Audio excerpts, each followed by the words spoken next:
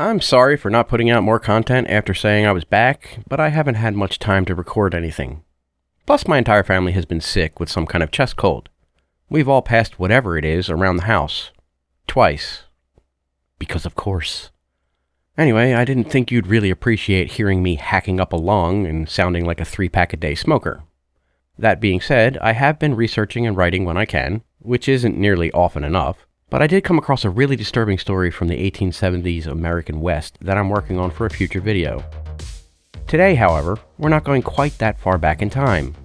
We're just going back to March of 2009, and trust me, it'll be worth it. In March of 2009, John Comparetto, a retired police chief from New York, entered a bathroom in a Harrisburg, Pennsylvania area Holiday Inn to use the facilities. As he walked in, he noticed a man washing his hands at the sink. Thinking nothing of it, he went into a stall.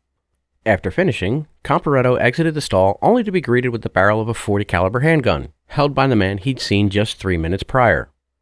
That man demanded Comparetto hand over his money and phone, which the retired officer did. Before leaving the restroom, the man also warned Comparetto he would be shot if he was followed. Now, I don't know if you know anything about retired police officers, but one of their least favorite things is to be robbed at gunpoint.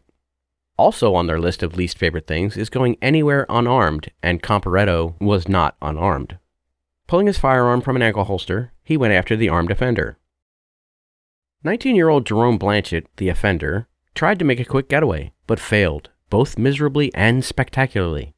He was caught trying to get into a taxi in front of the hotel by almost a dozen police officers, who were attending a convention at the Holiday Inn, where there were signs announcing the convention all over the hotel that Blanchett had to see.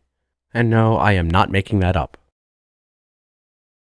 Blanchett was charged with robbery, reckless endangerment, carrying a firearm without a license, illegal possession of a firearm, making terroristic threats, and simple assault. Those charges are bad enough, with pretty hefty sentences if convicted, but probably manageable for a 19-year-old who still had the majority of his life ahead of him. Unfortunately for Blanchett, however, he committed this robbery while out on bail for 3 other robberies. Upon his convictions for all 4 robberies, he received a sentence of 52 to 104 years in prison, with the judge saying the crimes were brutal and senseless, and he would personally oppose any attempts at an early parole for Blanchett. Jerome Blanchett is currently a guest at the Houtsdale State Correctional Institution in Clearfield County, Pennsylvania. You know you've made it to the top spot in the chosen few when the judge says he'll personally oppose your parole.